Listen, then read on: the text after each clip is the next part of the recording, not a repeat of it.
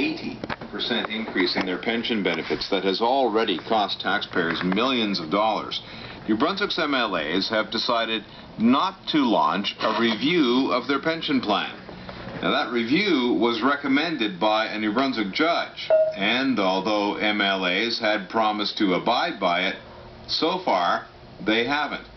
The CBC's Robert Jones first reported this story and has been following it for the past 2 years.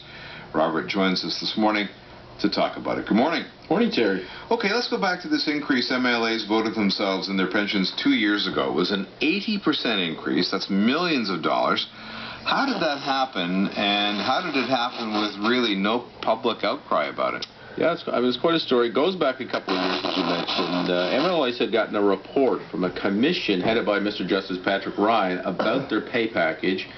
It had a number of recommendations in it, one of which was a recommendation, to fix the way they get paid. Prior to 2008, MLAs were paid in kind of a, really purposely incomprehensible way, a part taxable, part untaxable method that MLAs had concocted for themselves over the years, largely, frankly, to fool the people back home about how much money they really made. Okay, let's just stop there for a second. Convoluted and concocted pay structure. Maybe you can explain that a bit more. Yeah, sure. Years ago, right up until the mid-1980s, the job of an MLA on paper was considered a part-time occupation, kind of like, city councilor or town councilor is today. And MLAs were paid accordingly, very modest honorariums, indemnities they were called. But over the years, the job evolved into a full-time occupation, but the pay was always a problem. Nobody could get up the gumption, to vote to double or triple the pay as the job changed. So instead of that, they kept the MLA salary quite low and instead established all kinds of, tax-free allowances, per diems, committee fees, expense accounts, things like that to allow MLAs to piece together a living.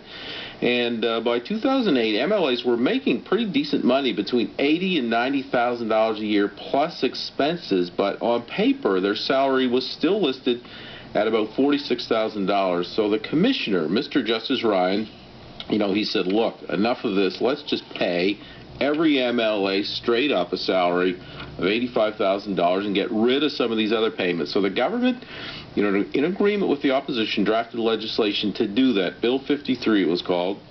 He took it to the legislature 2 years ago. It passed easily.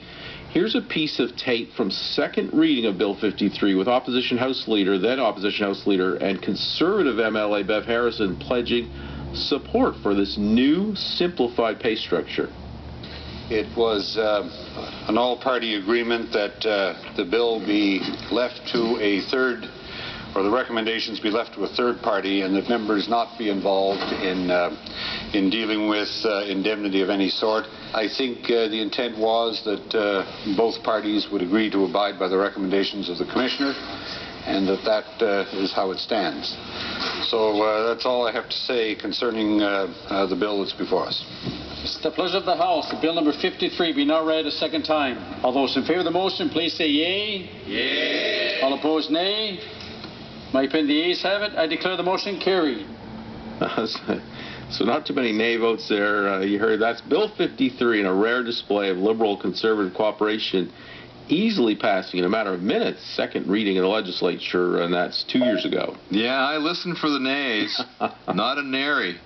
Okay, no controversy there at all. No one spoke up and said, hey, this might not be a good idea. But now you say that Bill 53 had a huge benefit buried in it for MLAs, that what was really going on there is that they were quietly voting themselves millions of dollars with nobody realizing it. Am I summarizing that correctly? Yeah, that's right. Well, the MLAs realized it, of course. The public and the press gallery didn't. Part of the issue there, you might remember, is that the press gallery wasn't there. The entire vote on Bill 53 took place during the giant flood of 2008, with water literally lapping at the steps of the legislature. Most of the reporters were off doing flood stories. There's no electronic record of the final vote on the bill because water came into the basement of the legislature and shorted out all the video equipment, but even without all that chaos, Bill 53 looked like nothing anyway, just a housekeeping measure. It collapsed all these different salaries and allowances down into one upfront salary, and that was it. But in fact, Bill 53 really, what it really did was juice the MLA pension plan, and it literally flooded it with money. Okay, let's talk about that for a sec, Robert. How does simplifying your pay structure flood your pension plan? Well, the pay change itself didn't change how much MLAs made. They still were making the same amount of money. What it did is that it made more of their money pensionable.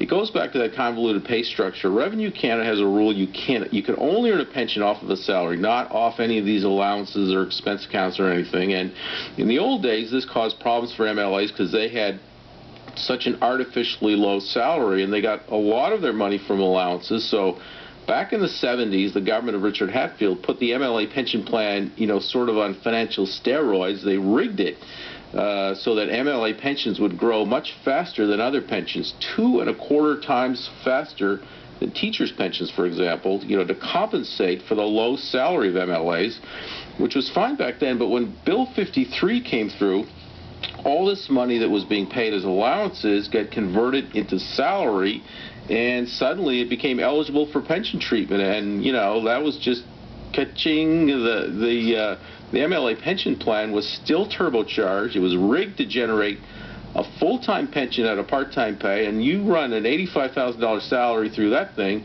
and it spits out pension benefits, like a VLT.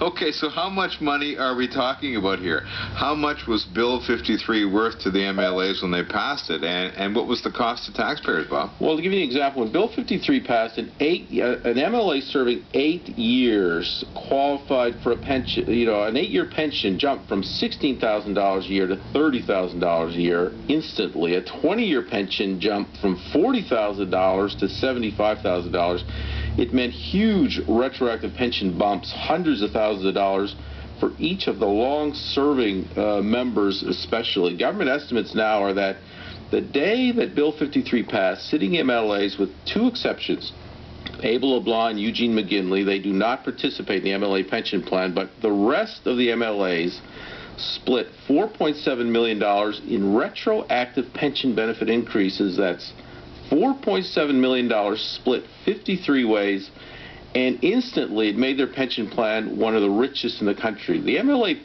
plan is so generous, government has to contribute $4 to it for every $1 MLAs contribute to keep it running. I mean, that's unheard of in the public sector.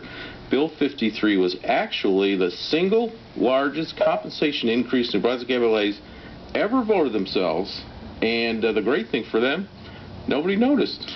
But this was recommended by the commissioner, Mr. Justice Ryan. Didn't he realize that this was going to happen, or did he miss something in his analysis? Yeah, I mean, I've talked to Justice Ryan about this. I did 2 years ago, and what he told me is that he knew this would happen, but he felt it would be temporary because he also recommended that a second commission be established to sort out the pension issue separately. I mean, you might have heard in that first clip from Bev Harrison, there was an all-party agreement to live by Justice Ryan's recommendations, and one of those recommendations was for MLAs to have the pension issue reviewed by an outside group. So he figured, well, they'll make the pay change, and then they'll honor, their commitment to me to adhere to all these recommendations, and they'll start a pension review. Right, but that didn't happen. No, it didn't happen. I mean, it's been 2 years now. There's been no peep from anywhere in government about a review, and, we ask government about it every once in a while. For example, here's the CBC's Andy Wilson asking Premier Graham about it, in a reporter's scrum last May, a year after the pay change was made. Mr. Justice Ryan last year recommended the review of MLA pensions. I just wonder if that is being considered, and if so, when would that happen? That's a good question. I'll have to check on that for you to see where that's at, okay? So that's Premier Graham last May saying basically, oh yeah, I forgot about that. Let me check on, where that stands. Of course, he didn't check on it. He didn't get back to us. So 5 months later, last October, I asked the CBC's Jacques Poitras to ask the Premier